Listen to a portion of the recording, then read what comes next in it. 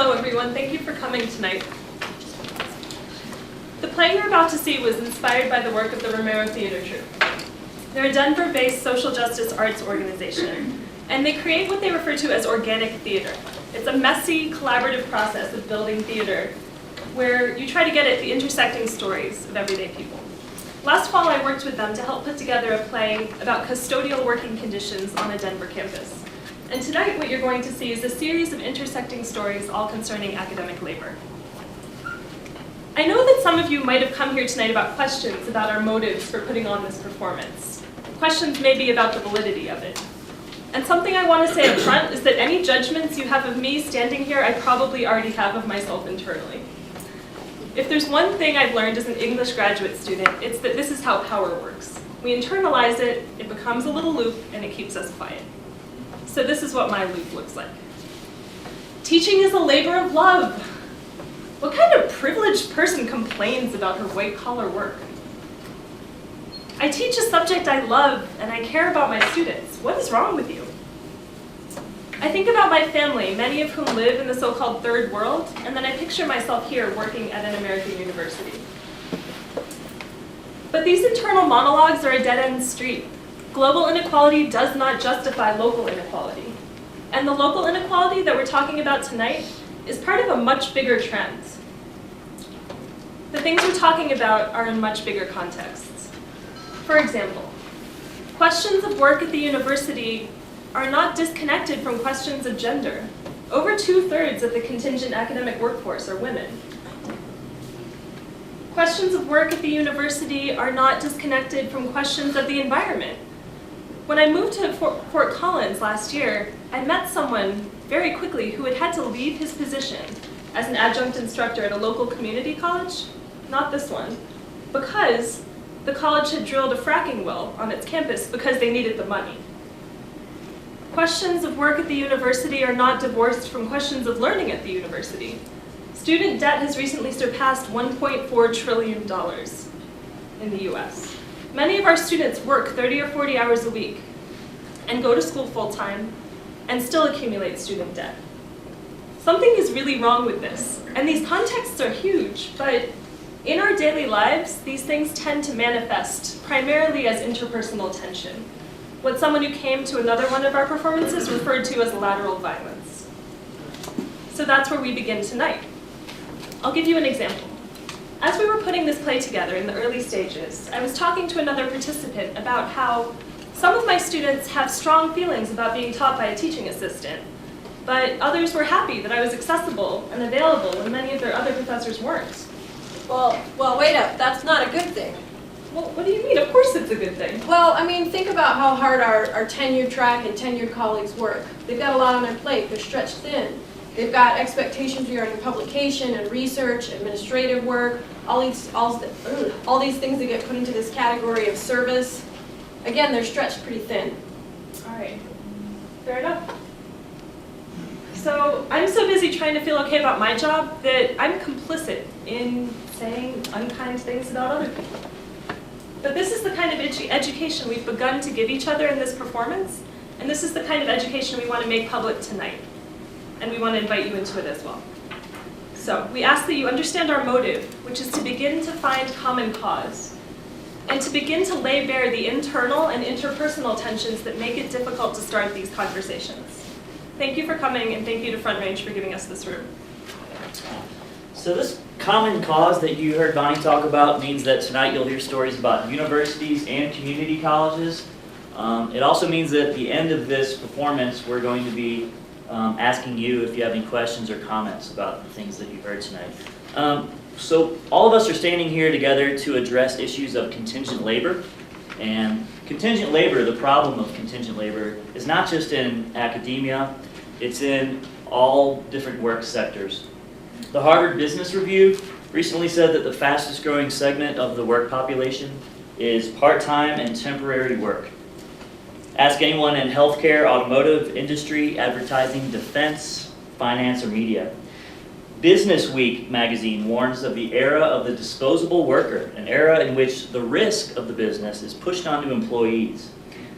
This is certainly true with the popular community college practice of offering classes to instructors to teach and then taking them away at the last minute when the class doesn't make, meaning when enough people don't sign up. When this happens, a teacher loses a whole summer worth of preparation in addition to the money they would have made for the class. Here's a horrible analogy for you, but you might like it. I don't know. It's like a sushi restaurant where on Monday, the owner of the sushi restaurant buys 10 pounds of salmon. By the end of the night, they've only sold 8 pounds of salmon. So the next day, all the cooks and servers are told that the cost of the remaining 2 pounds will be taken out of their paychecks. I've worked in restaurants and I know that restaurant people would not stand up for such inequity, so why do part-time instructors? Perhaps it's because of the stimulating atmosphere of the classroom. We don't want to lose it. Employers of all kinds cite lots of reasons for the reliance on temporary part-time work. They say it's because of globalization, the recession, and government regulations. And while we realize that employers have their own unique set of circumstances that they have to deal with, all of us on this stage are the ones in the room with the students, and some of you are too. So we see how the business end of higher education impacts them in a real, tangible way. And that's the main similarity between all of us on this stage, is that we have a devotion to students. And while we feel strongly for students, we also feel strongly for each other. A college cannot exist without teachers.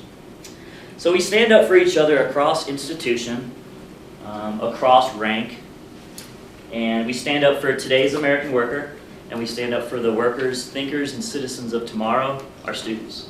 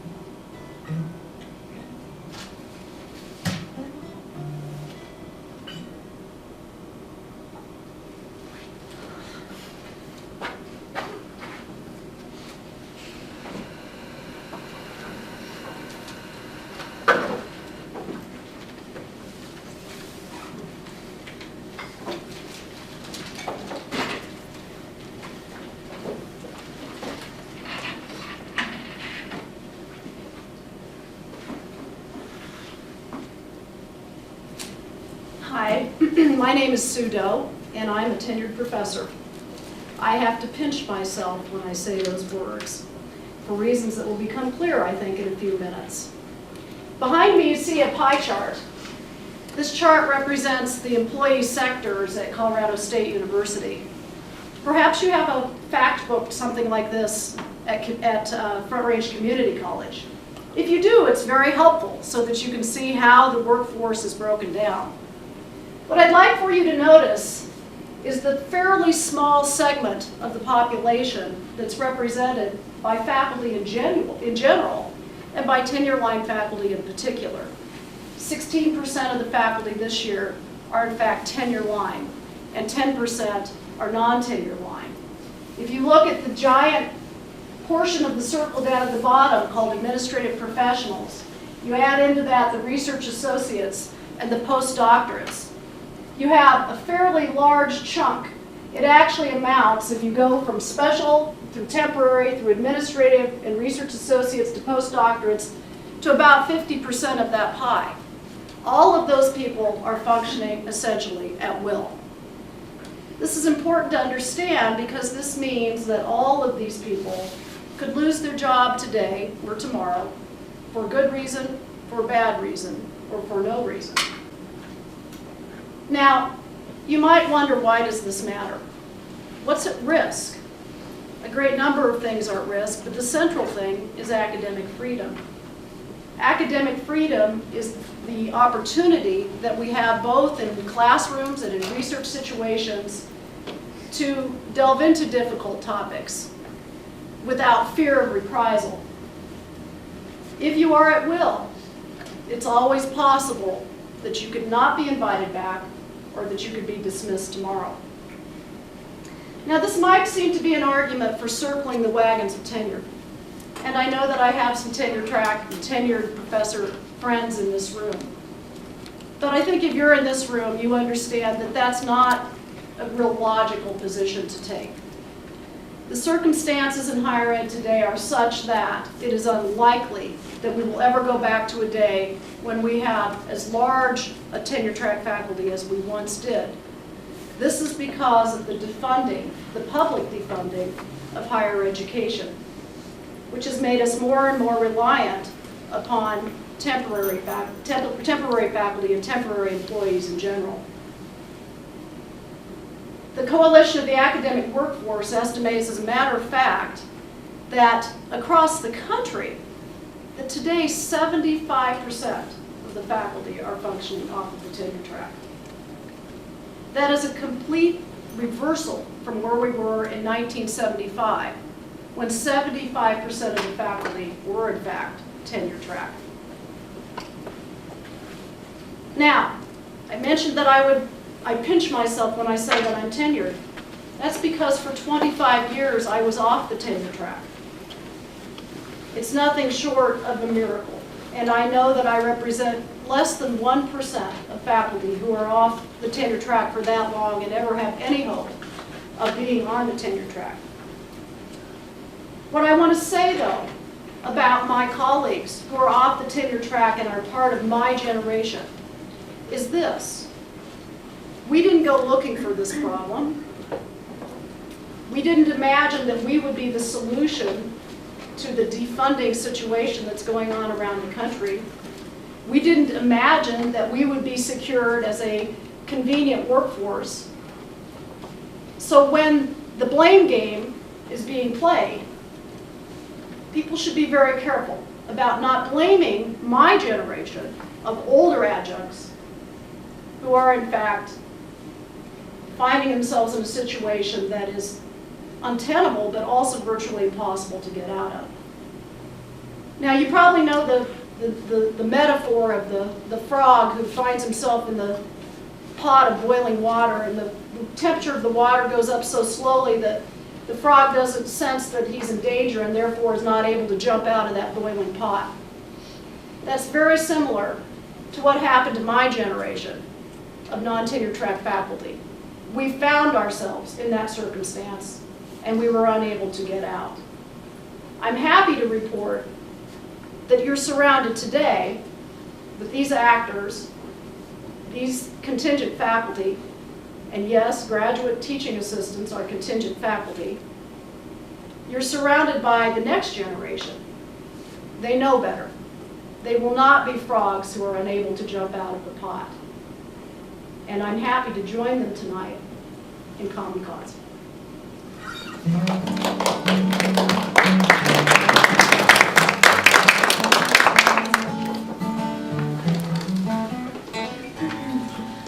Hi all, my name is Katie and I am one of those graduate teaching assistants in the Colorado State English Department. I also hold a license to teach secondary English in high schools and middle schools in the state of Colorado. When I was 8 years old, that's when I decided that I wanted to be a teacher. When I told this to my father, who is also a teacher, he smiled and he gave me a high five, because who actually wants to know what they want to be when they're 8 years old? When I was 13, and I said to my dad, I still want to be a teacher, he still smiled at me, but there were wrinkles of concern forming between his eyes. When I was 16, and I started looking at teaching programs, my dad said to me, look at pre-law programs too, okay? And when I was 18, and I declared my English education double major, my dad sat me down to have a chat. He didn't try and talk me out of my chosen career path. He knew me better than that. But he did ask me, do you know what you're getting yourself into? Do you know you'll probably never get to teach what you want? Do you know teachers jump through more hoops than any other profession? Do you know society doesn't value teachers? I thought about this, and I really did know. So I said to my dad, don't worry, Dad, I can take it. And he looked at me, and he said, I know you can. That's why I worry. You see, we are indoctrinated as teachers and educators to think that teaching means we have to take it. We have to grin and bear it. We have to just get through it. And we do, because we believe that what we are doing is for the greater good. And of course it is. But all too often, we swallow our voices along with our pride in order to do it. Ironically then, my favorite subject to teach is argument. And every semester when I get to teach argument, I give a lecture to my students. I say, this genre is beautiful and it is important because it is the forum by which we as human beings can challenge the status quo. It is how we work towards progress. It is how we can affect change. Amen. Amen. And I get to teach some of my favorite classes when I teach argument. We watch poetry slams, we listen to music, we watch music videos. I get to show my students Martin Luther King's I Have a Dream speech. We read his letter from Birmingham jail. And always, it comes back to this idea that language is powerful. And that language and argument are the ways that we can speak our voices and march toward change. This semester, when I gave this speech, it held a mirror up to my heart and to the teaching curriculum that I'm given. And that mirror had a question in its eyes. Do we really believe the things that we tell our students? Do we believe in the things we teach and preach and claim to love? Or are we just white noise in the cacophony of voices that our students hear each and every day? And I understood. I finally understood what it was about an ability to take it that so worried my father. You see, as teachers at all levels and across every curriculum, we have begun to confuse an ability to take it and a dedication for our students with an ultimatum for silence. We have begun to believe that teaching means we must relinquish our own voices into an abyss. And we must not think this way. The hard question is, will we continue to take it for our students? And my hard answer is, yes, I really will. But the other thing about that is, I really do, nerd that I am, believe the things I teach my students. And I really do believe in the power of language and of argument to affect change. We as educators, therefore, at every level, professors and adjuncts, GTAs and secondary educators, and community college instructors, must unite together, not separate, in order to find common cause and work for our voices to be projected and not silenced. We must remember that the voice of dissent, especially we must remember in academia that the voice of dissent is not a whiner, it's not a quitter, it's not a complainer. The voice of dissent is the voice of progress, it is the voice of power, and it is the voice of change. And it must be our voice. Thank you.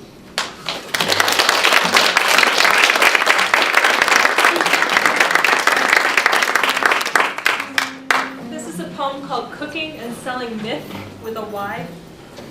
It's by Stephanie Becker. She helped put the play together in the spring, but she couldn't be with us tonight, so I'm going to read it for her.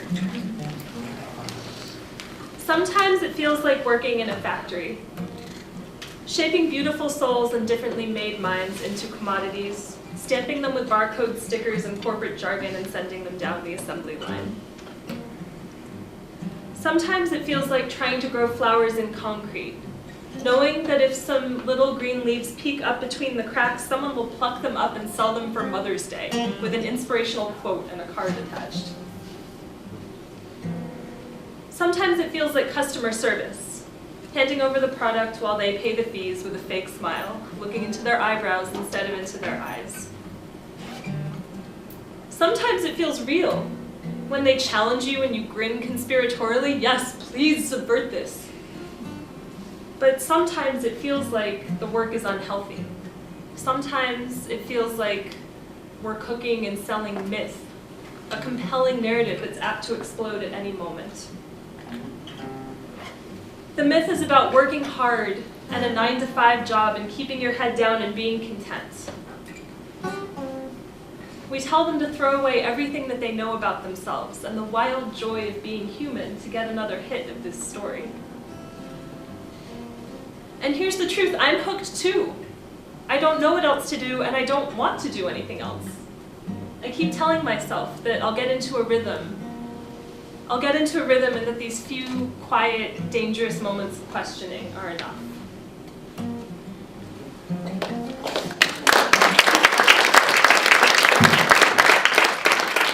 Thank you. My name is Joe. I'm a community college instructor, and I'm going to tell you a little bit about my situation. Do you mind helping me out, Amanda? I'm going to go ahead and raise this very nice screen we have here. So I am a community college instructor, and I work about 40 to 50 hours a week. That's all. I make about $17,000 a year, but that's only working 38 weeks a year. So,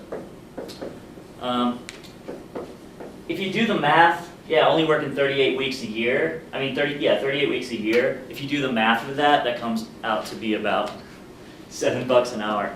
But that doesn't take into account the time that I spend in the summer developing a new course plan. I don't get paid for that, so it's probably more like $6 an hour. Or the time I spend with colleagues in professional development that's not official professional development. So I don't get paid for that either. It's probably about 5 or 4. I don't really know. It's I just know it's not much. And you can see how this uncertainty and I know. I'll let that sink in for a second. Yeah. You can see how that uncertainty would make it hard for me to do my job, which is teach my students. So let's see what else. I feel like I'm one of the lucky ones, even though I make, whatever an hour. I consider myself to be pretty lucky. My college listens to my side of the issue. They collaborate with adjuncts so we can try to make a better situation at our particular institution. I'm in charge with Allison of a group called the Campus Instructor Coalition at our campus, and it seeks to bring adjuncts together and have a place where we can talk, throw potlucks, and talk about issues in higher education labor. One issue that we talk about is healthcare. Healthcare. We're all sick of hearing about it. But this is a pretty big issue for us. The reason why is because under the Affordable Care Act, also known as Obamacare, under that new law, if you have over 50 employees and you're an employer, you have to get the health insurance for those employees if they work 30 hours a week or more. The problem for community college systems and universities and other employers became, okay, well, we know instructors don't just teach. We know they work outside too. So how do we calculate how much they actually work? This is going to be tough. What they did, they either had to acknowledge the actual work that an adjunct does, or they could figure something else out. And a lot of people just figured something else out. And what they figured out was that they could acknowledge that we work 1 hour inside for every hour outside. So they implemented a 1-to-1 ratio. That's a ratio. I'm an English teacher, but I know what a ratio is. So for this first one over here, that's 1 hour in the classroom. And the one over there is 1 hour outside of the classroom. So so it's like 2, right? It's like 2 hours. So for every hour in, 1 hour out. That's how much they acknowledge that I work. So I teach 11 credit hours this semester, a week. So that comes out to 22 hours a week that my college system acknowledges that I work and want me to work. The problem is that I actually work about double that. So it's not just 22, it's probably more like 44, like I said, somewhere between 40 and 50. This was never explained to us, this ratio, but we assume that it's because it's so the employers do not have to purchase health insurance for adjuncts.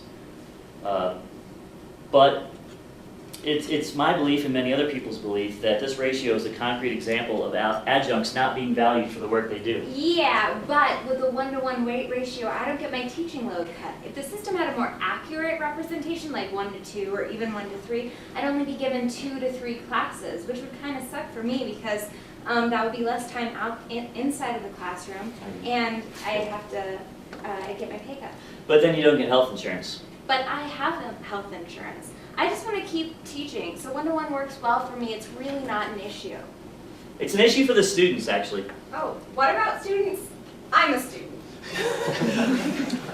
Well, Lydia, this ratio is based on an assumption that adjuncts should not and do not spend time meeting with students, preparing great classes, responding thoughtfully to student work. You already have a look on your face like. Those are the parts of classes I like the most. Those are the parts of the classes you like the most? What about me responding to your emails? Well, I like when you do that in a timely manner. Yes, I try really hard. Are you telling me you can't do that anymore? I can't do I'm not supposed to do any of that stuff with this 1-to-1 ratio. It's impossible. So, the problem is that the system just assumes I'm going to continue to do that stuff anyways. And work just as hard even though I'm not being recognized for it. So this is a concrete example of adjuncts not being valued, and as you can see, this is a complex issue. And while it takes away from students, I actually consider myself to be one of the lucky ones. I have Facebook where I live because I have a computer and the internet. And I get to sit around and post articles like this one, which says adjunct professors on the new work report. It's from CNN.com. it also lets me post this article from, or another article that talks about this woman here. Her name was Margaret Mary Boyko. She was a French adjunct at Duquesne University. She recently passed away. She was 83 years old. She worked 25 years with no benefits and no retirement and low wages. She got glowing avals from her students. She never missed a day of class, and she died virtually penniless. How is this okay, and how is this even good for business? I really don't understand. Hi, Joe. Oh, hey, Whitney. How are you? I'm good. I'm just at the community college. And how's it going over there? Semester's going good. I'm working at this community college and the other one, and I'm working at the restaurant. You know, that's about it. How about you? Oh, very busy, just like you. And what's your next equity meeting? Oh, my adjunct equity Yes. meeting? Well, we do them Mondays at 4, so you should come. Oh, I would, but I'm teaching. I'm so sorry. I haven't made it to any of your equity meetings. That's fine. That's fine. I know we're all busy. I mean, when you're so busy, it's hard to advocate for yourself. But anyways, I will. And that's not a knock on you. That's just a general observation. But we are getting together in Denver this weekend with some other adjuncts from down there. Okay, yeah. This line is meant to be delivered in a way that expresses your vague appreciation that Joe is doing something good, even if you don't know what it is, because what Joe is doing sounds hard or boring or unnecessary. Okay. But what you're doing, Joe, it's so important. Thank you. Thank you. You're welcome. You're welcome. Hey, I have to get going to my other job. I'm gonna go get some coffee at the cafeteria. It was nice to talk to you. Nice talking to you, too. Joe sure does get fired up about this stuff. Yeah, I understand. I think I understand, but is it really that bad? He seems to think it is. I love teaching, so I don't totally get it. But, you know, the other thing is I went to one of those meetings and I just left feeling depressed. I'm really glad I ran into you. Can I ask you something about my paper? Sure. Wait, right here? Don't you have an office or something? Well, I don't. I have there's a workspace over there, but it's kind of busy and crowded and there's not a lot of privacy. Let's just take a look at it right here. Okay. In the cafeteria. Yeah, I gotta go into my other job here pretty soon. Or something. I got 5 minutes. What's your other job? I teach at the community college across the interstate too. Do you have an office there? No, see, Lydia, I'm an adjunct. I work semester to semester. I'm basically a part-time worker. You have a master's degree, right? Yes, I do. Wait. So should I get a master's degree?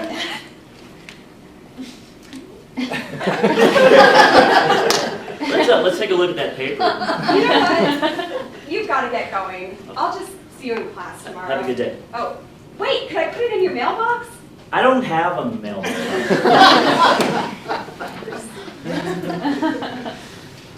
When my first college acceptance letter came, my mom cried. It's always unsettling when your parents cry because it reminds you that they're people and they feel things. The world affects them. And somehow knowing that makes your life more real and more scary.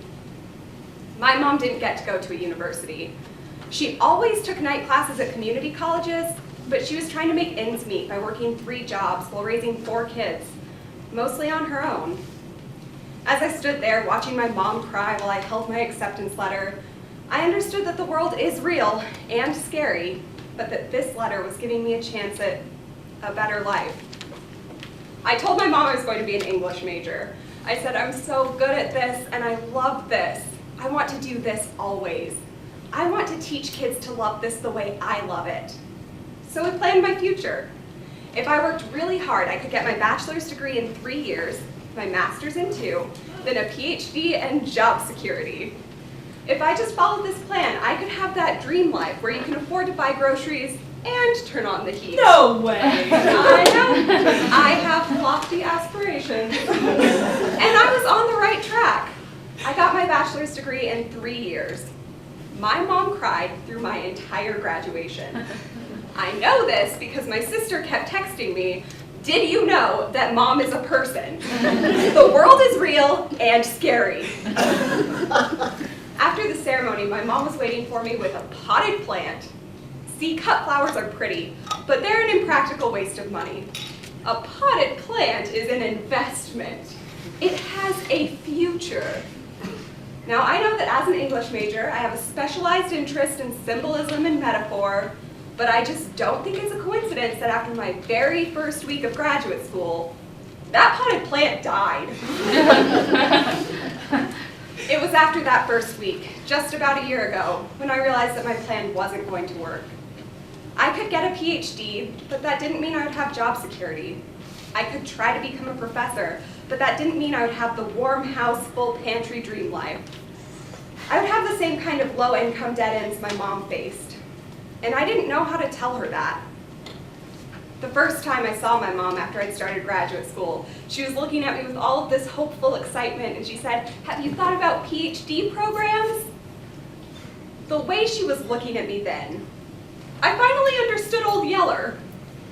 My mom was my dog, and I had to shoot my dog.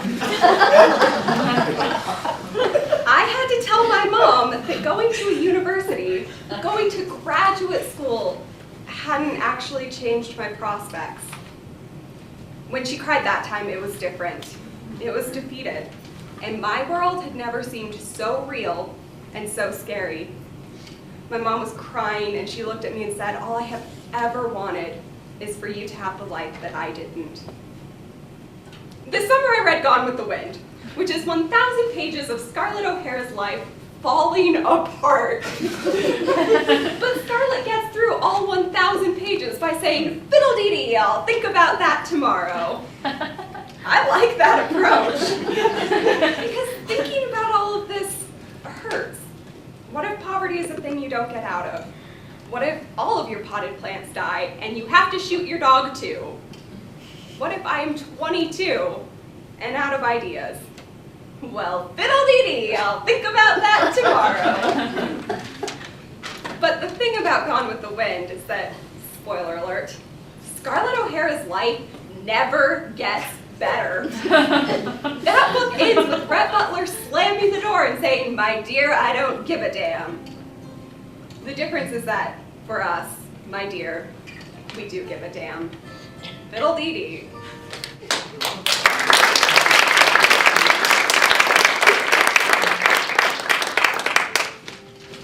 Hey, Whitney.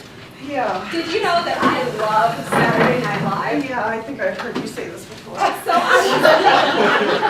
was thinking, it might be funny if we took some headlines about adjunct issues and then I turned them into jokes, just like on Weekend Update. Okay, well, come here. It's a good show, okay? Yes. But this whole Weekend Update thing, this is not funny stuff. It's heavy stuff. Okay, I'll show you. Here's an example. Okay. Okay. I'll make it funny. The City College of San Francisco Okay. has recently been threatened with loss of accreditation. Here's why. You ready? Okay. 1, part-time faculty makes nearly the same amount as full-time faculty. 2, contingent faculty are often offered health benefits and a voice in shared governance system. So that's basically losing accreditation for equal pay. Got it. Okay. Now here's a quote from the school. About the school. Okay, ready? City College of San Francisco devoted too large a share of its annual budget, more than 92%, to salaries and benefits, causing it to spend well beyond its means. Now that's complicated, right? No, I got it. Okay. Okay, Are you ready? I'm ready. Headline. Okay. We put cookies in the departmental lounges. You want health benefits too? What does that have to do with anything? They're Whole Foods cookies, so they're pretty good. Like, healthcare is pretty good too. But Just try it one more time, all right? That's ridiculous. it was funny. Okay, here. Now I got something.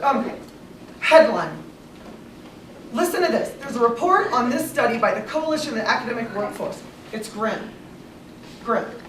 Apparently the median 3-credit course pay for contingent faculty was $2,700 in the fall of 2012. Did you know that I am simultaneously going to train to be a firefighter while finishing my graduate degree because of this kind of stuff. All right, Whitney. Well, you're gonna like this one. Yeah. Because this is about you. All right. Okay, are you ready? I'm ready. I got it. Adjunct faculty hunt for wealthy spouses, discarded lottery tickets, beg to be included in the wills of strangers. That is, between meetings, paper grading, and firefighting. It's not even. It's funny because No one's gonna find out. But can you just try and keep it together? Just give me a, please. Can you try it one more time? All right. This is from another study about unions. Unionization contributes to lower budgets, higher graduation rates, and a greater number of degrees and completions. They say that unions at public universities often lead to significantly better student success rates. Okay. Okay. You're gonna love this All one. right. I promise. I mean it. Okay, it's short, Yeah, but I feel like it really gets to the heart of the story. I'm sure. Okay. Ready? Yeah. Recent study shows union members don't just drink lots of coffee and yell angrily. Yeah. It's just inappropriate. I think it's funny. I'm trying this. We got it. One Okay, more. one Can more you just time. make one? Just one. I think I've given you many. All right, I'll do it again. There's a community college in upstate New York Okay. where adjunct faculty union went on strike this September for the first time since 1982. Strikers have been threatened with personal jail time. Now, just try to. Just. All right. Oh God. Okay. How about this? Adjunct teachers facing threats of jail after strike admit, we're not afraid of jail. We could set up office hours in there. They want papers to grade. It's all a joke. You're not a comedian. You're not a Have a good comedian. evening and a pleasant tomorrow.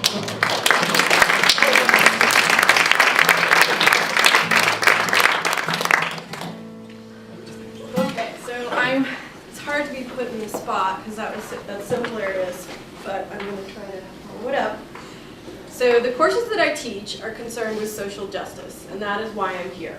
This is about common cause. We have to situate ourselves on the spectrum of marginalization and privilege in order to identify where change and solidarity are needed. Gratitude. I have health insurance. I've had it almost every semester. Well, I've had it actually every semester that I've taught at CSU. There have been a couple semesters where it wasn't clear up until the last minute that I had enough on-campus qualifying courses to have the coverage. But very happily, I can say that I've had coverage since I started. Gratitude. I ride my bike to work. This means I check my carbon footprint, decreases the wear and tear on my automobile, and also saves me money. Fellow contingent faculty, some people in my office, commute an hour or longer each day to get to our campus. And this really adds up in terms of time, energy, and money. I'm also fortunate to only teach on one campus because when we look nationwide, many contingent faculty bounce from campus to campus to piece together a living wage, which is very upsetting. I don't want to go there yet, sorry. Last time we did this, someone else ran the computers. Gratitude. I believe in what I'm doing, and I believe that even though it's very small, it ultimately contributes to making the world a better place. Gratitude. My department recently started providing me with a stipend to attend professional conferences, and I'm also compensated for sitting on graduate committees. Both of these things are very important in terms of professional development and professional fulfillment. Gratitude. I live simply. I don't have children. So I consider my wage a living wage. I can even afford to buy organic food, and I actually save some money. In part, though, this is due to the fact that I have minimal student loan debt because my graduate program at Michigan State University provided me with assistantships. I hope that graduate programs will continue to make this a priority given the economic context that they're sending their students out into after graduation. Gratitude. I have the freedom to explore the topics about which I'm passionate and those that are relevant to my research. Gratitude. While an academic schedule is in some ways inflexible, And I don't have sick leave or paid time off, and a lot of times, not a lot of times, but sometimes that makes me anxious if something bad were to happen. At the same time, I have a fair amount of flexibility on a day-to-day basis, so that in the middle of a workday, I can take my dog, our dog, Snuggles, for a walk or run at lunchtime. So, on my campus there are disparities, and while in many ways I'm fortunate and grateful, and there are some people who have it better, there are the others that have greater challenges than I do. Thank you.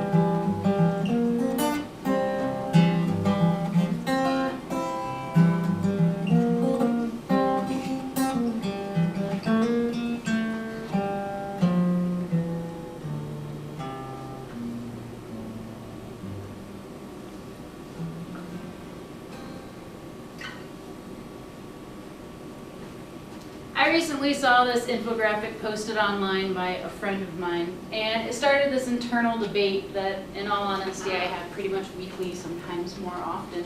And the question that spurred at this particular time was this right here: why do they do it? So I'm going to take you into said internal debate that I have pretty regularly thinking about my contingent position.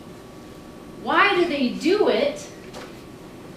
Determinants. Psychological gambling tendencies. I don't get out of bed every day to go teach because I have psychological gambling tendencies. This graph isn't talking about love of job, and that's a pretty rare thing to have.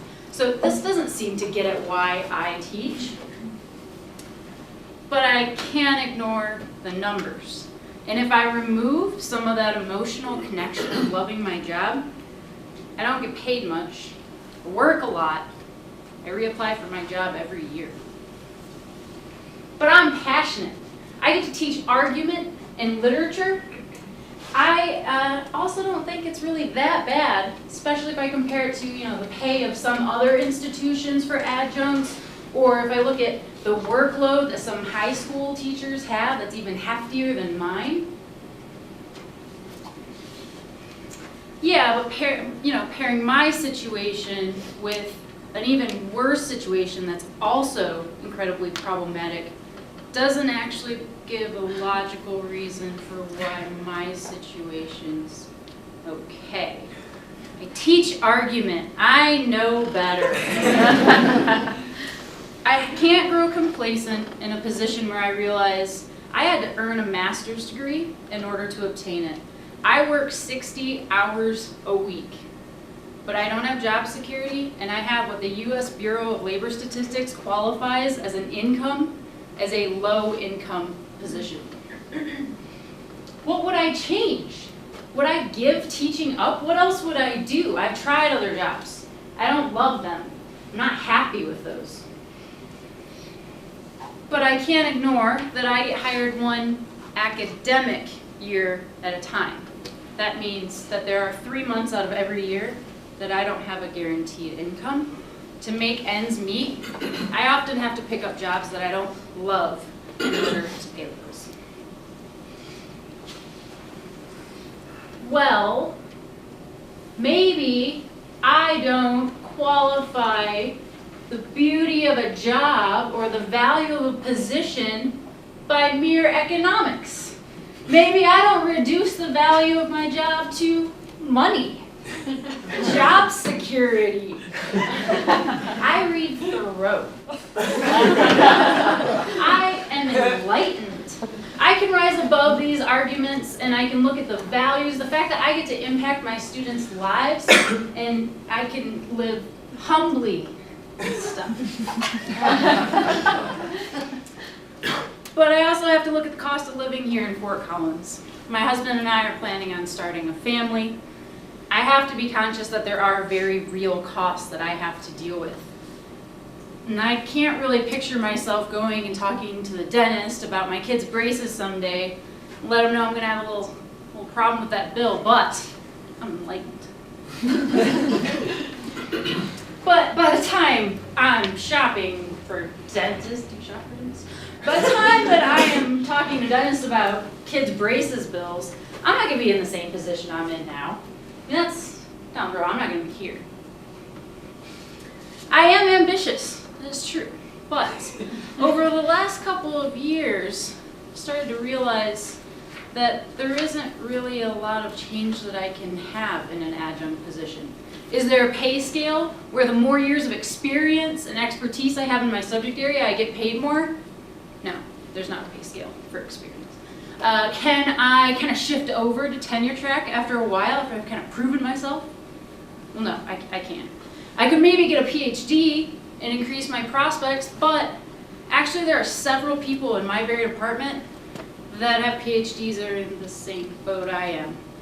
There are some positions that are adjuncts, but they get to do a little more administrative work, but they don't actually have better job security, or they can't move to tenure track either. But I can't put a price tag on the fact that I love what I do every day. And I get to work with the population that I love doing what I love. So as you can see, this is a very vigorous debate in my mind. I can't really find a way to resolve these abstract values that I have about my position, the very real, very practical, very long-term issues like job security, lack of upward mobility, low pay, that I also have to deal with. I seem stuck. I love what I do day to day, but I feel stunted and undervalued. I like the work, don't really like the job position. So I feel like at this point I have to choose between trying to make change within my position and being patient, or start applying for other jobs and let go of this notion that I should love what I do. Why do they do it? Ask me another time.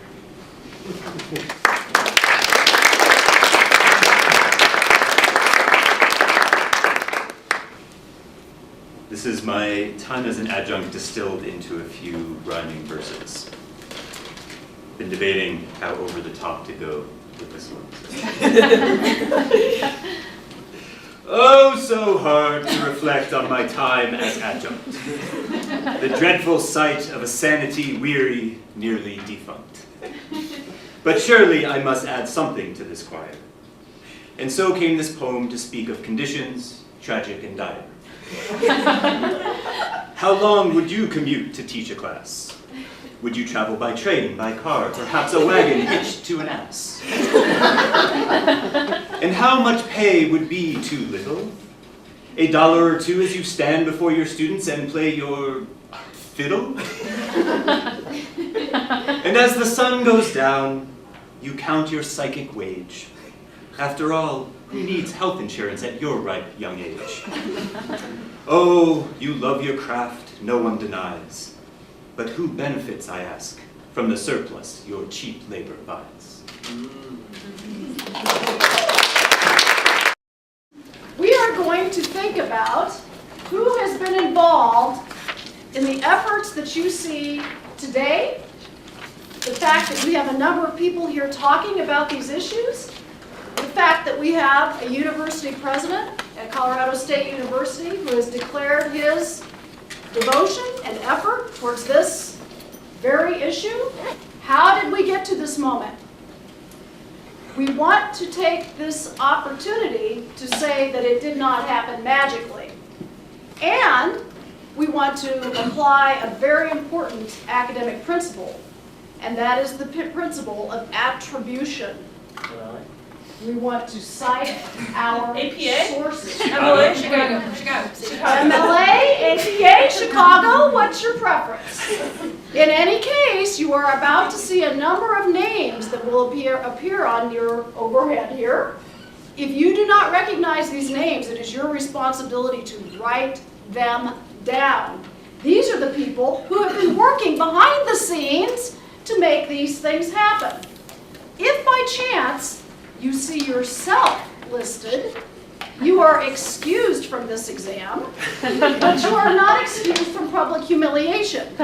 You must then stand so that we can honor you. Roll the names, please. Mike Blomquist, Steve Schulman, the AAUP, especially Ray Hothler and Steve Mummy, Representatives Randy Fisher and John Capels. Please stand, Randy. Safety lobbyists at the state capitol. Professor David Gilkey, Laura Thomas, Jen Everly, Carly Gingrich, Natalie Barnes. The Committee on Non-Tenure Track Faculty, the College of Liberal Arts Adjunct Faculty Council at Colorado State University, the Committee on Responsibilities and Standing of Academic Faculty. Nobody here? Nobody here. Okay. CSU Center for the Study of Academic Labor. Did you know there was one? Heather Hardy. Does anybody know that name? That's a joke, an inside joke. Lance Perryman, an informed and enlightened dean from the College of Vet Med. Ann Reed, Steve Reed, Lynn Barnes, Paola Malprezi Price, Patty Cowell, Bruce Ronda, Eileen Schell, Gary Rose. The CSU Department of English. Please, I know there are some CSU Department of English people. Stand, please stand. The University Writing Program. Come on, Debbie, stand up. Tom 154, Director, Lisa Langsback.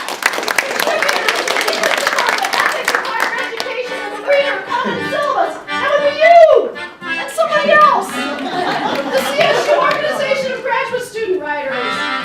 Participants from last year, Brian Pickett and others.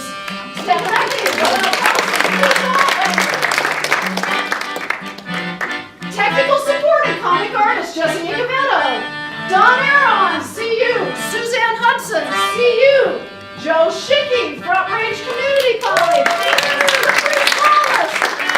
Community College, Holly Kopp, Front Range Community College, Allison Easley, Front Range Community College, AAU Colorado State Conference, Dean Seda, Dean Chair, Jim Walsh, UCD Regis of the Romero Theater Troupe, and our national partners, the new faculty majority, the AAUP, the Coalition of the Academic Workforce, the MLA, which includes the MLA, Aviata Kazar, the Delphi Project at USC, and of course, President Tony Frank, who said, because we know we cannot afford to leave any member, or afford, as we say, to leave any member of our community behind, if we don't take up these challenges, who will?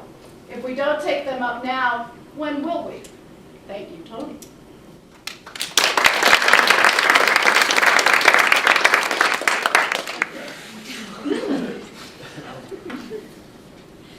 So, my name is Whitney Witherington Dean, and this is Ruth Dean.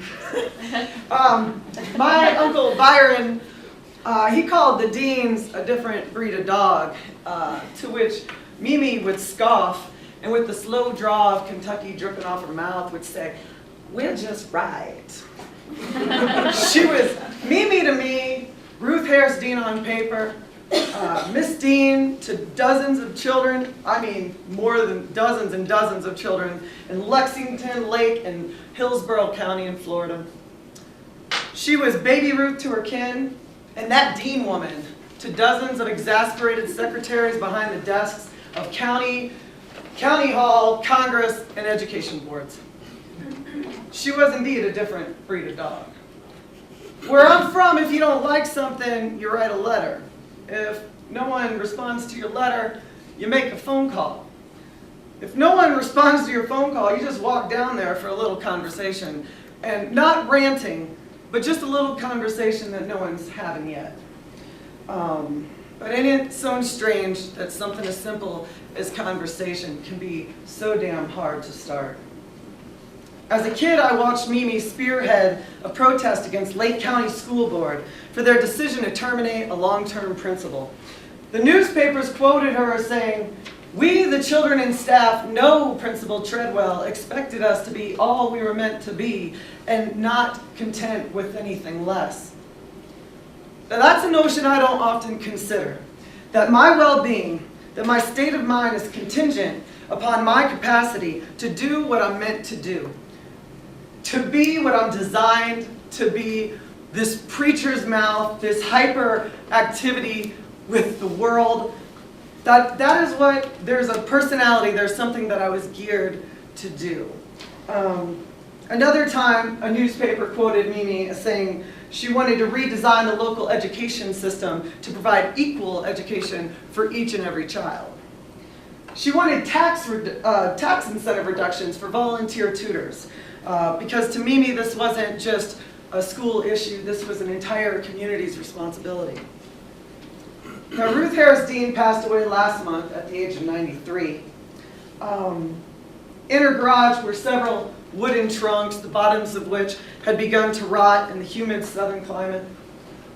But most every letter was salvaged in the annuals of those trunks. Numerous letters of correspondence between Mimi and the superintendent for Hillsborough County Schools, Mimi and the editors of the Washington Post, Mimi and congressional leaders, Mimi and the Board of Education, all regarding issues of academics.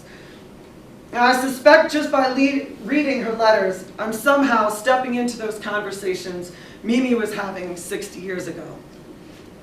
I learned from these meetings and these minutes from meetings, from conversations around dining room table and on the porch stoop, the value and strength of discontentedness. If I had been born, if I hadn't been born to this different breed of dog, I might not know what to do with these questions. I have this feeling way down deep in my gut that things could be better, that things could change.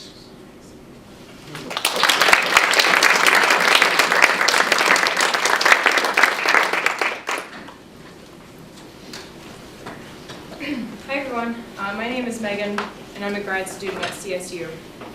I was taught many years ago that if we want to diagnose a problem, we have to go to the root of the problem instead of looking at subsequent things that are sort of band-aids to the issue. And if we're looking at public education in the United States, and we're looking at the long history, there are many, many problems that we don't have time to talk about today. But in this particular historical moment, I think one of the primary challenges or problems that we are faced with is the fact that public education is not valued in our society. And many of us know this. And just a few weeks ago, I belonged to a Facebook group called You Can't Scare Me, I'm a Teacher. And I found this meme. And I'll go ahead and read it out loud because I know the print might be a bit small.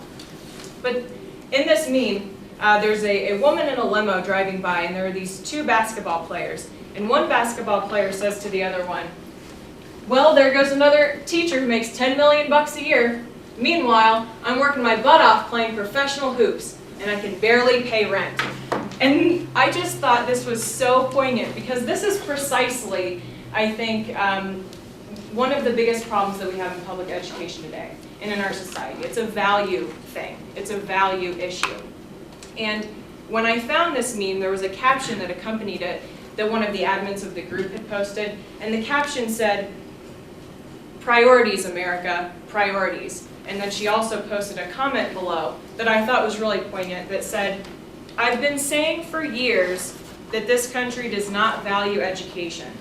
We value test scores, we value rankings, we value standards, but we don't value learning. Haven't in a long, long time." And that just really struck me when I read that as being very powerful and also very sad. Because I think that as sad as that is, I think that's true. And what I find particularly upsetting about the state of education today is the fact that there is this privileging of capitalist interests over democratic ideals. And there's a lot of corporate investment in public education today that I think is completely unprecedented. And there's this chart here that demonstrates connections in public schooling with corporate involvement. And actually, Bonnie sent me this chart, so thank you so much for doing this. And I know that this chart is really small because it is so large, But essentially, at the very center is this thing called the Common Core. And we don't need to get into that because that's like a completely different issue. That's a huge beast of its own. Go to But the in the thesis center- defense if you want to hear about the Common Core. But in the center we have Common Core, and surrounding the Common Core we have various organizations, foundations, and companies that many of them were involved in the creation of the Common Core standards, but also stand to benefit or profit from them in some way. And that's what I find particularly problematic, at least in public schooling. My professional background is teaching high school.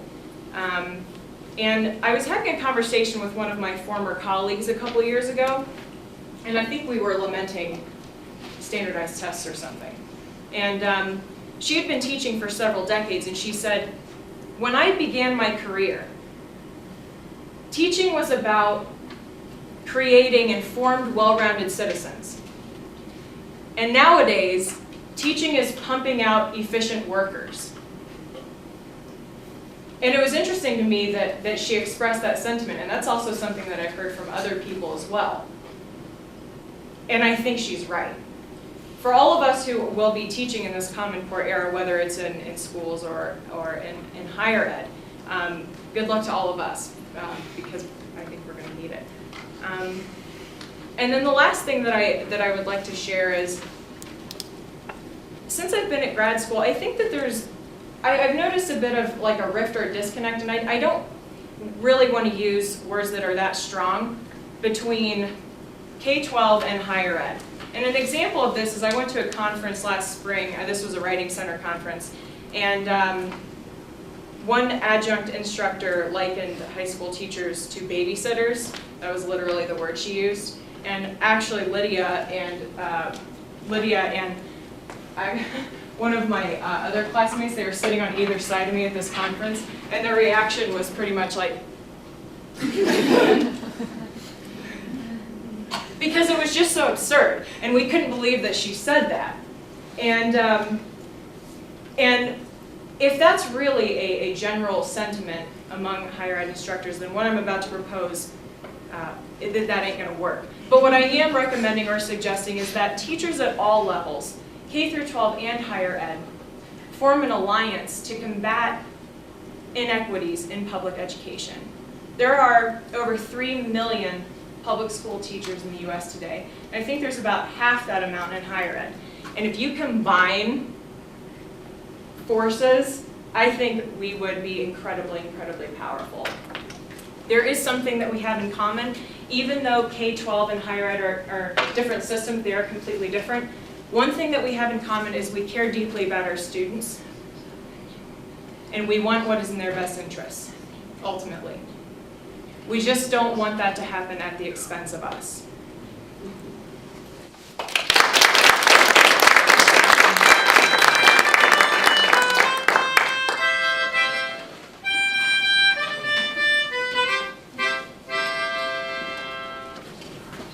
When I was in high school, I fell in love with a musical that knocked my 16-year-old socks off. And it was about a group of artists who would not pay their rent. And the message was plain. Do what you love, follow your bliss, stick it to the man, and don't give up. But underneath that message was a hidden shadow of a message, which was this. If you want to do what you love, be prepared to scrape by. Be prepared to suffer. As a theater major in college, I never once doubted that this would be my fate. I romanticized it. Once out in the world, I felt I had to prove myself as an artist. In Chicago, I moved into a rat-infested apartment in a sketchy part of town with a landlord who wanted to know why it was we were complaining about the lack of heat in November when none of us were wearing our hats, coats, gloves, and scarves inside the house. I used the money I made as a waitress, a barista, a receptionist, an office coordinator, a seller of gym memberships, to work for free. I acted, I directed, I wrote grants for theaters, I supervised youth ensembles, I facilitated theater workshops for those with mental disabilities, all for peanuts, mostly for free. because this is what I had been taught to expect. The artists in Chicago are told that they are lucky to be working 20 hours a week for free. I was told this too. Now, coming here out of this mindset, it's hard for me to complain. As a GTA, getting my master's in English education, I am getting on-the-job training to do what it is that I love. So I'm happy here. But looking around me, looking into the future, I see that the future out there for me as a teacher, it may not be a far cry from what I left behind. As educators, we are overwhelmingly expected to feel that we should not ask for more. Now, I'm not going anywhere. This is what I want to do. And I oftentimes don't feel like I have a right to complain, but maybe that in itself is a problem. After all, it's what I've been conditioned for. I read an article the other day in the Huffington Post entitled "A Warning to Young People, Don't Become a Teacher."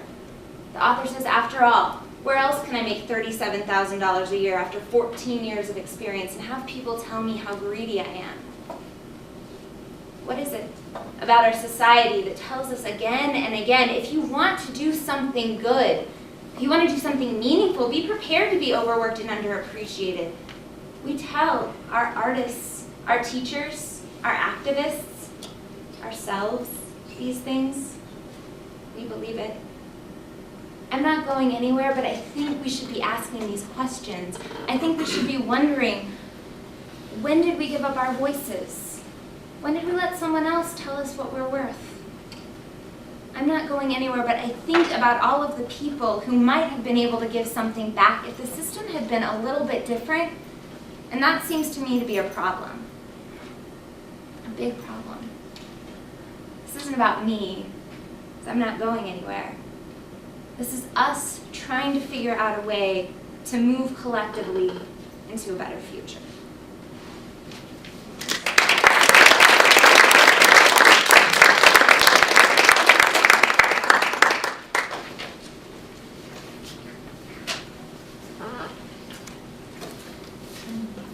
We have been extremely lucky tonight to present before a diverse group such as yourselves, and to present with a unification between a tenured professor, secondary educators, university adjunct faculty, a community college instructor, graduate teaching assistants, and graduate students. We've been very lucky to find this unity amongst ourselves. But if you haven't noticed, we are a liberal arts heavy group, specifically an English heavy group. Why is that? In secondary education, which you've heard a little bit about tonight, much of the funding that goes to public secondary schools comes from scores from standardized state tests that students take each and every year. In Colorado, it was the CSAPs, it became the TCAPs, and they're looking at new testing because of the new implementation of the Common Core. About 60% of these tests represent math and science subject fields. About 40%, the remainder of these tests, represent reading and writing. And the social sciences are consistently an untested field of scholarship. When I was going through my undergraduate degree, my English educational training, there was an ongoing joke between me and my colleagues in all of the different curriculum. The joke was that if you were getting your degree in math or science education, you were practically guaranteed to find a job, no matter how good a teacher you were. If you were getting your degree in the social sciences, well, those classes might not exist actually by the time you were done with your degree.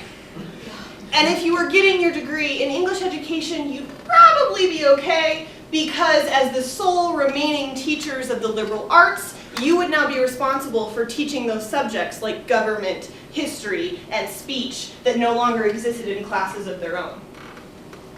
The joke was bitter. The joke put a bad taste in our mouths. And it still puts a bad taste in my mouth, because it rings all too true. The things we test reflect our cultural values. And all too often, our culture values an ability to make unfathomable amounts of money over everything else, over the arts, over culture, over social equity, and certainly over education. The liberal arts exist in education in a paradox. They are a marginalized subject group. We tell our students don't get degrees in these fields because they won't pay the bills. But they exist as the core of our curriculum. In order to get a degree at CSU, every student must fulfill certain requirements in the liberal arts. As a subject core then, these skills and these core values and these classes make up the core of our curriculum. They are also a place where social justice and activism are in essence at the core of the curriculum. As that place in the curriculum, they're problematic because we teach our students to ask for things and to find their voice, even as we tell them that the places where that is where we find our voice are the places that one day may not exist. Now, please note, we are not here in front of you today to draw a divide between the liberal arts and everyone else. We believe strongly that finding a way to unite these different types of curriculum is the answer to social inequity and to educational inequity. But we also believe that laying bare the truths about educational inequity and social inequity are where we must begin. Consider that at Colorado State University, an adjunct teaching in the English department makes the bare minimum that CSU has to pay an adjunct instructor. Consider that that is not true in other departments. Consider that as a graduate teaching assistant at Colorado State University, you make the same or less than a graduate teaching assistant in another department for doing often 2 or 3 times the amount of work. Consider that in secondary education, there are continually new job openings for math and science instructors. And consider that your sons and daughters may not have an instructor to teach them about the governmental system into which one day they will cast their votes. The liberal arts are the place where these critiques are coming from, and this truly is no accident. The liberal arts were created as the place where we were going to make citizens who would talk back to the body politic, who would not succumb to the body politic. We are to be the informants of democracy. And in that vein, as the informants of democracy, we have to critique the system in which we are acting in order to continue acting within it and in order to move outside of it. As liberal arts students and teachers, we don't pretend to have the answers to all of these questions. We have to unite with everyone else to find them. But we do have an observation. These economic and educational oppressions manifest tangibly in the subject, the liberal arts, where we teach our students to think critically and communicate. Perhaps we teach students to think critically and communicate in spite of the fact that the world does not wish us to. This is an endangered and an engendered subject area. It's the subject area where we talk back to things, and we invite things to talk back to us. And we're waiting to hear your response.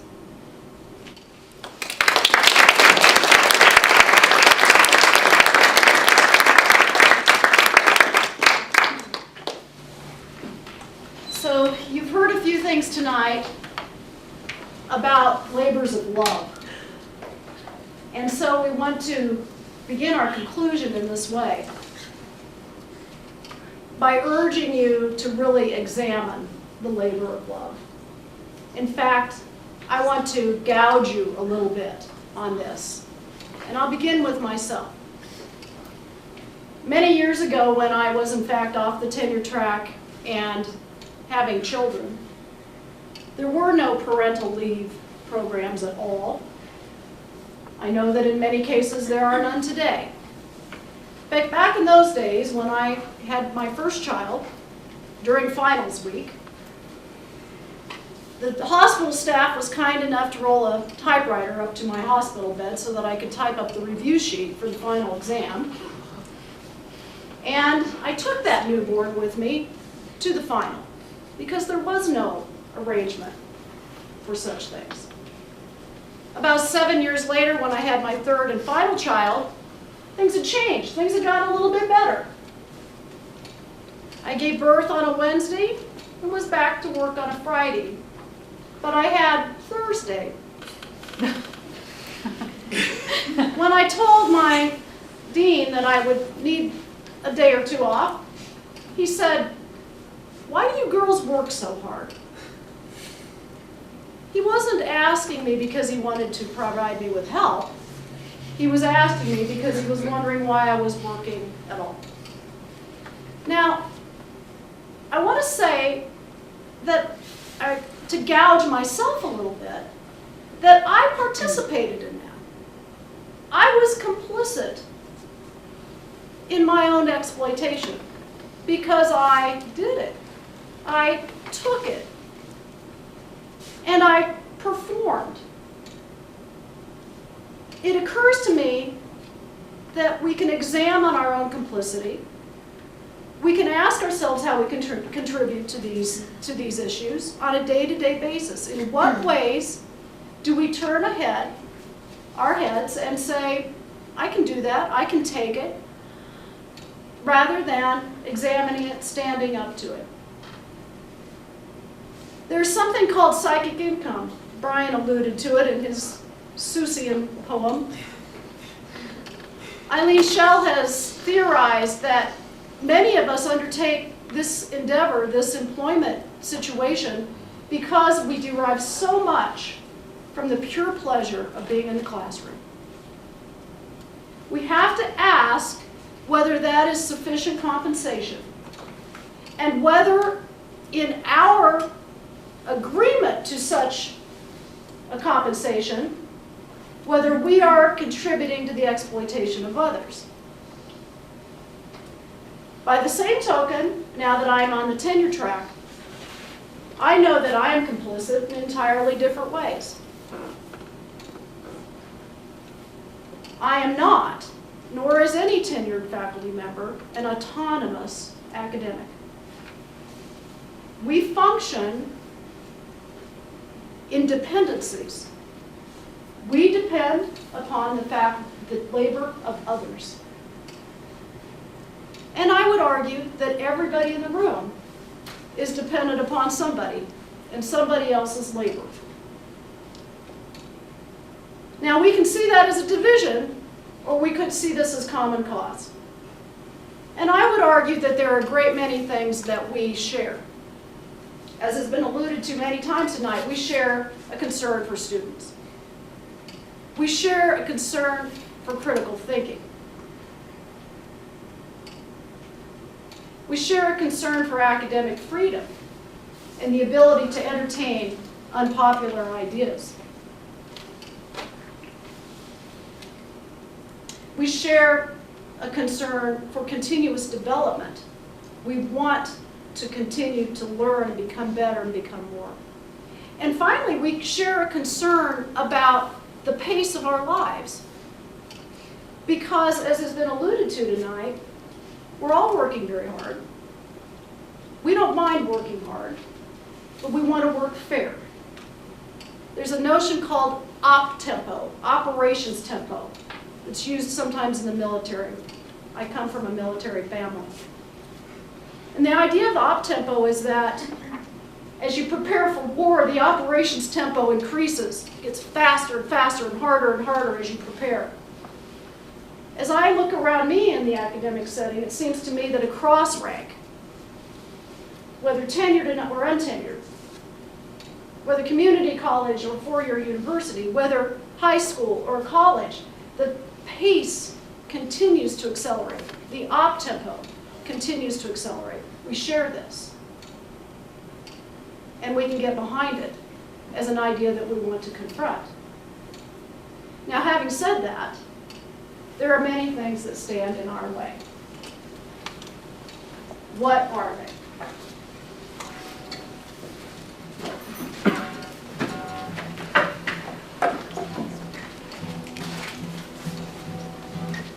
As educators, we are overwhelmingly expected to feel that we should not ask It's a labor of for more. love.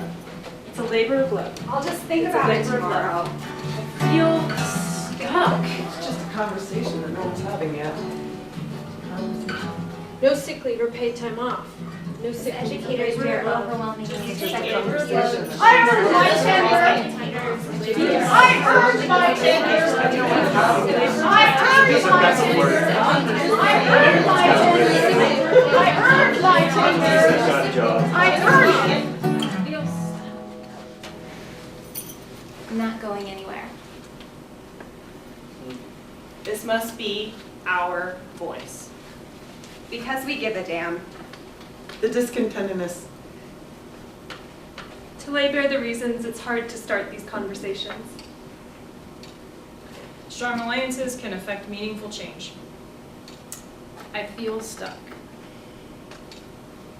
Common cause across rank and across institution. I believe in public education. Part of a larger process that makes the world a better place. Campus equity. Now, thanks for coming, everyone.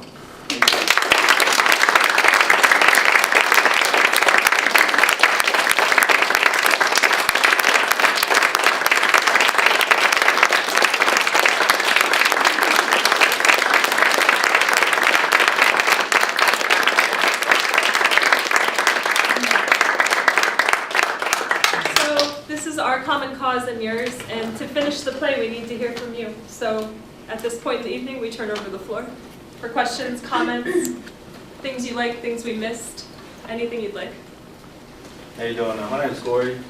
You guys call me Red. First of all, it's just great. It's really opened my mind up a lot. So I really appreciate what you guys are doing, you know, and me taking a step of not only first semester here, but just seeing what all the teachers have helped me and going the extra mile. So it really kind of like, I feel what you guys are doing, and I want to know, what can I do to help as like a student? What can I do to support you guys' cause, get the message maybe out there, and try to just get some more like powers for what you guys fight for? That's a great question. You can contact your elected officials and school administrators, because the voice of a student is the most powerful voice. They listen to students. They really care what you have to say. You can Google Colorado state representatives and email them. Yeah. Another powerful thing that's been happening nationwide is student groups have started advocating for, for better working conditions, because, working conditions or learning conditions, sort of as the saying goes. So student groups can exert some good power within a campus. And just to kind of tack onto that, this is an ever-evolving group, and I think that we would love to have student voices in it next year. So if that's something you'd be willing to participate in, that's another kind of local way as well. Okay. Thank you guys all. Thank you. Thank you. What student organizations are involved with you right now? With us? None. But we just sort of learned about that organizing model earlier this week when Maria Maisto, the president of the new faculty majority, came to speak at CSU, and she talked to us about how that's something that's happening at other campuses nationwide. The group that I help run, the Campus Instructor Coalition, was started by adjunct instructors. Perhaps a group like the one you're talking about might need to be started by students, if there's not one on your campus. I wanted to know, who you would recommend, specific people in, our Congress to write to. like anybody specifics? I don't know.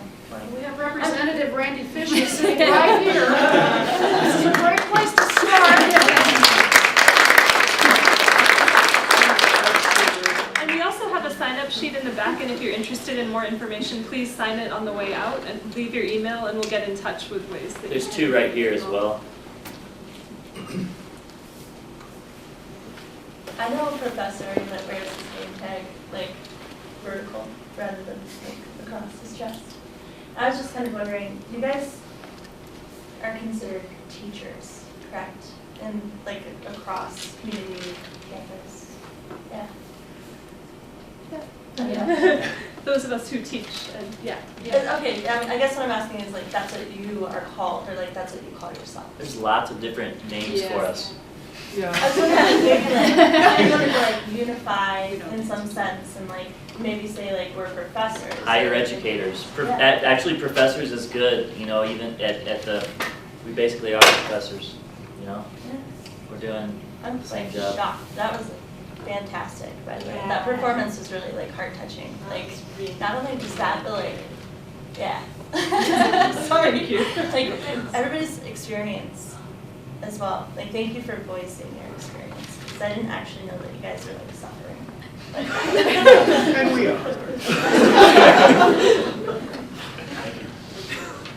You guys considered having a website or somewhere to bring all together? There's a gigantic national website that I would recommend everybody look at. It is, if you just Google new faculty majority. The reason I say that the national website is because it's, as Maria Maesto said earlier this week, as people come and go, and people do come and go. Among other things, you know, we have a lot of graduate students here. They will move on. But even among those non-tenure track faculty who exert themselves in these efforts, people get tired. And so it's really helpful to have an organization that you can kind of go into and come out of. And for the first time in the history of this issue, there is now a national organization that addresses this issue as its solitary focus. It's the new faculty majority. There are other groups who address this as well. The AAUP has been addressing it for a long time, American Association of University Professors. But the new faculty majority addresses this issue alone. And they have a magnificent website that I would highly encourage you to take a look at. Certainly there is actually a local website as well called the Contingent Caucus, and you can Google that as well. It's a smaller website, but it is local. And you can, it has a blogging element. You can join free of charge and become a blogger and address these issues. There's another one, if you Google Colorado adjuncts, that is a group of community college instructors specifically, if you're interested in that. I'll check it out. I really enjoyed all the perspectives. One thing that I didn't hear, and I could have just been dozing off, but I don't think I was, is that there have been some successes. Better not have been. No, I was taking notes. There have been some successes lately, and it seems like there's kind of a groundswell right now and much more optimism about getting some changes made. And you mentioned the new faculty majority and how they're getting much more publicity nationally about these issues. Do you all feel that things are getting better? It seems like at CSU, compared to 10 years ago when I was there, there have been some major improvements in terms of pay per course, and you now have a liaison between adjuncts and the full-time faculty. But I'm just mentioning this because sometimes causes seem so hopeless that it's hard to attract new people, but when things are moving forward, it's easier to get more people on board and keep that momentum going. So I thought it'd be good to mention some of the successes that seem to be lining up. I think that's a great point, and I think it's a point that people in locations where these things have not occurred can take to heart. As that one piece suggested, you know, with the long list of citations and acknowledgments, Right. None of this stuff happens without a lot of work and a lot of people working on it. But at Colorado State 10 years ago, as you say, and you remember this well, we collaborated on some things. conversations on these issues. Since then, there have been things like governance involvement of non-tenure track faculty. By governance, I mean not just serving on committees to get things done, but rather committees that actually inform policy and that can be used to influence and impact the people that we're talking about here. So governance actually, if it's not just about doing committees to get work done, but it's about actually improving people's lives, is a tremendous thing to have gained, and it has happened at Colorado State University in a very impressive way.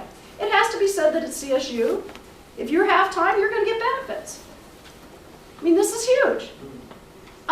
There are a variety of things that have happened at CSU, and they're very good. But there's still tremendous room for improvement.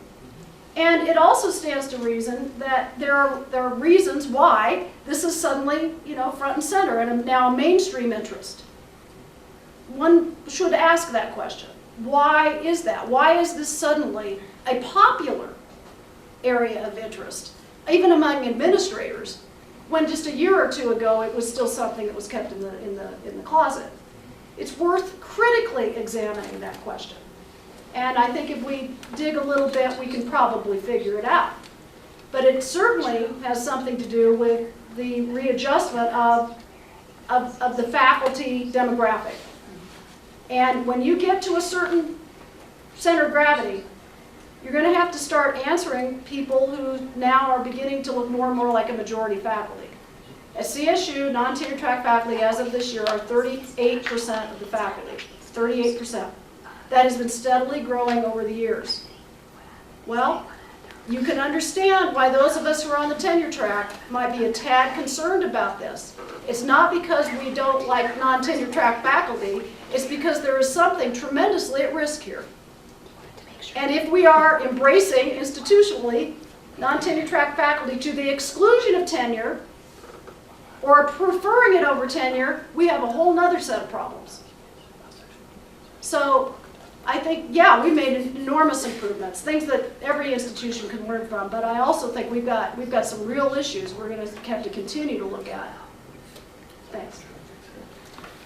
So one of the newspaper article quotes earlier talked about how somebody was recommending that people not become teachers. I found that to be pretty disturbing because some of my favorite teachers have been teaching for 15 or more years. And if we have a mass exodus away from the higher education or even just the education-centered jobs in general, it's going to start looking like the farming industry pretty soon. And there's a lot of talk about the farming industry and how people have abandoned it. I mean, but this is the farming industry is a global concern. We've got people in other countries who are killing themselves over the despair that they're experiencing. And we can't have that here with our teachers. I mean, that's insane to have students going and pushing themselves and striving to make themselves better to end up in a job that hobos make more money begging on the streets for is ridiculous. Like our friend Caprice Lawless says from the Front Range chapter of the AUP, we're modeling poverty for our students. That's the meta lesson. Look, you can be smart, work hard, and be poor. Yeah. That's not cool.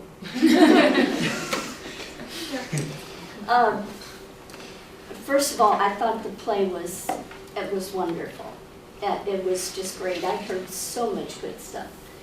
And I love the fact that you're all teachers and you're all, you're coming together as a group. It reminds me of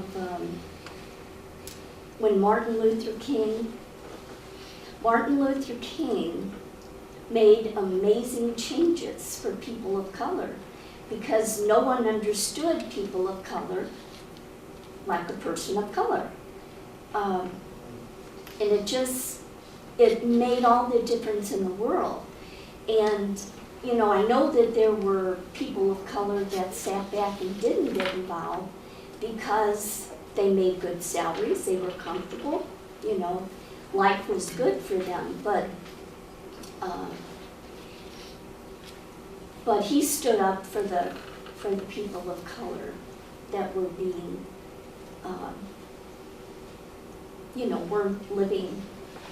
weren't given rights. Anyway, that's what this whole thing reminds me of, and I just think, this is done on this campus. I don't know if it's done on other campuses, but, you're so valuable. You are so valuable as teachers. And if you don't stand up for yourself and show people how valuable you are, it is going to pass away, and that'd be awful. That would just be awful. Thank you.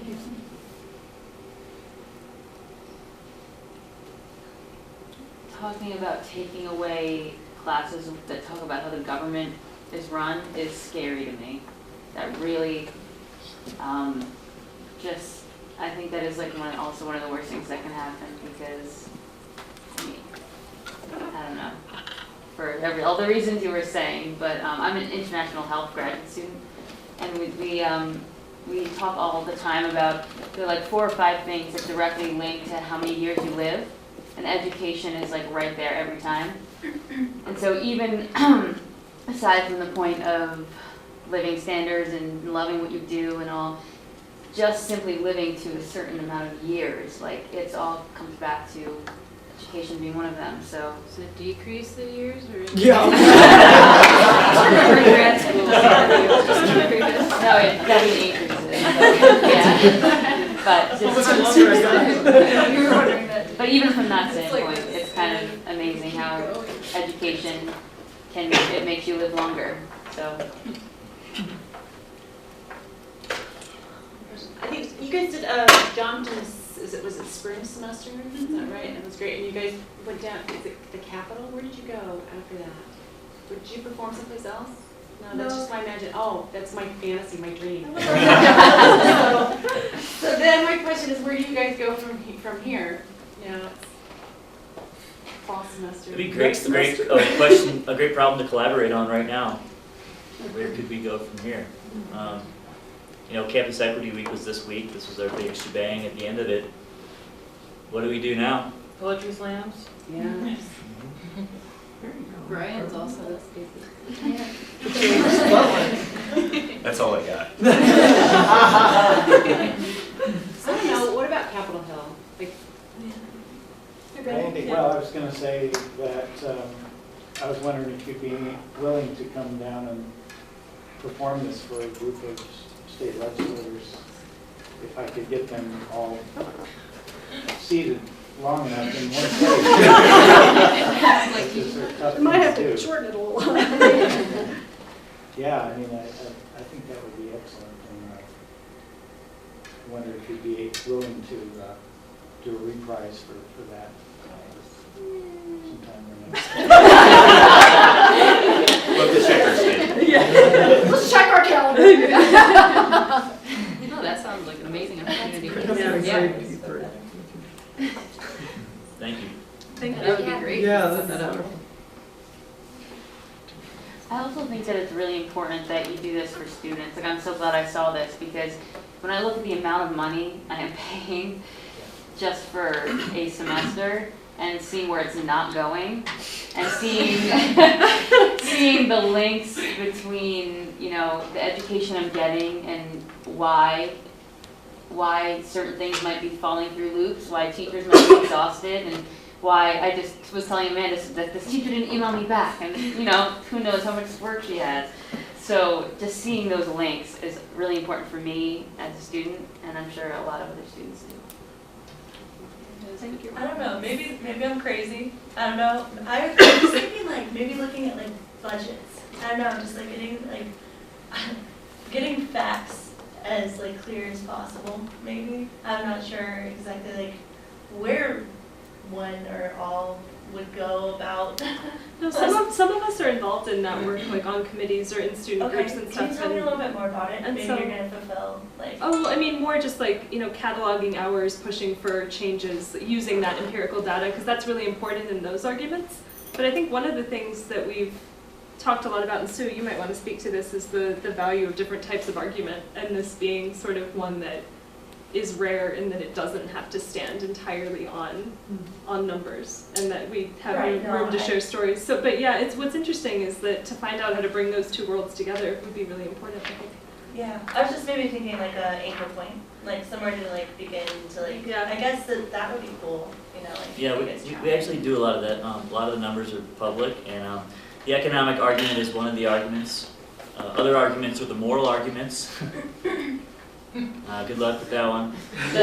And then you have the student success argument, which is why we implore you to contact people who make decisions, contact administrators at CSU, contact the Colorado Community College System administrators, contact your government representatives. And if you sign up on the sheet, we'll get in touch with you and send you whatever information we have public so you have the tools to do that. And there are actually systematic efforts to look at budgets, for instance. It's one effort that, for instance, the AAUP, they will send out an economic expert to your campus at your bidding, and they will come, and because get this, folks, believe it or not, all of that budget information for public institutions is public. And so it's a matter of knowing what to look for. And there's a difference between a budget and a financial budget and a balance sheet. So one of the things that AAUP talks about is you need to not just look at budgets, which are one thing. You need to look at the financial balance sheet at the end of the year to see where money really went. And they will do that. They'll do that for any institution that asks. That's maybe more so what I was thinking. That's what I was thinking. Yeah, they'll do that. They'll send a person out.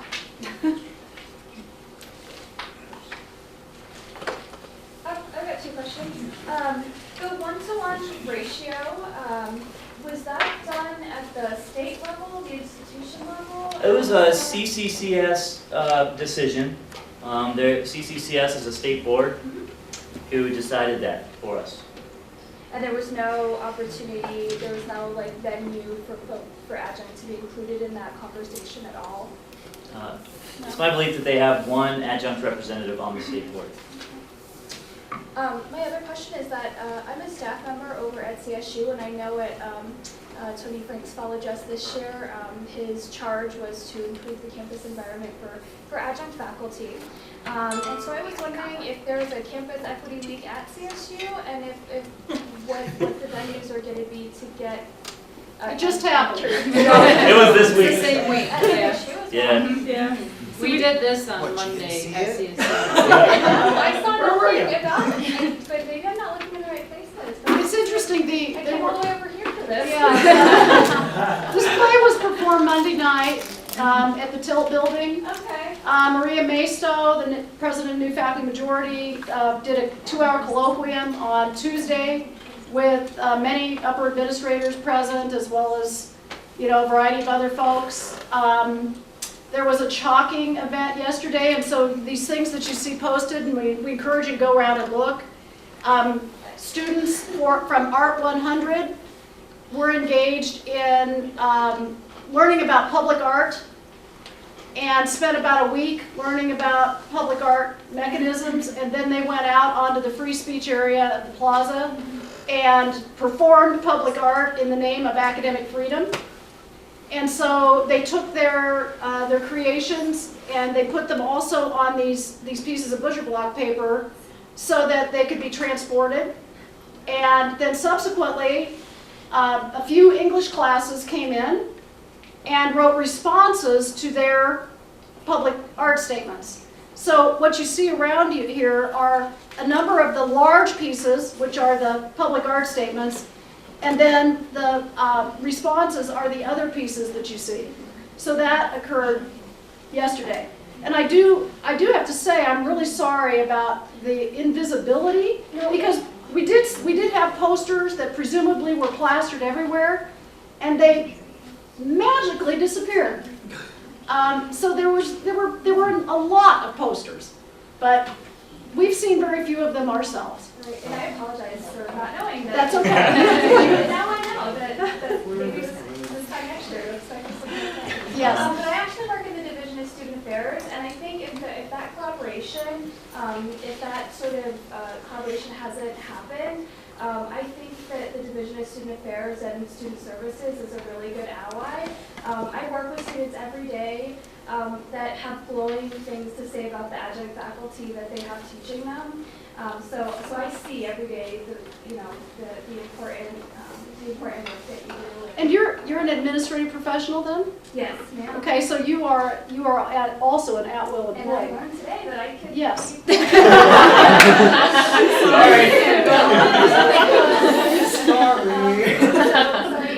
And I am the partner of an adjunct faculty, and I also I'm very privy to the constant grading, and the work never ends, and it's a labor of love. So thank you for everything you do. Thank you. And I really, there's some exciting things happening right now, and I would really encourage you to provide us with your email address so that we can keep you in the loop on what's happening in the state.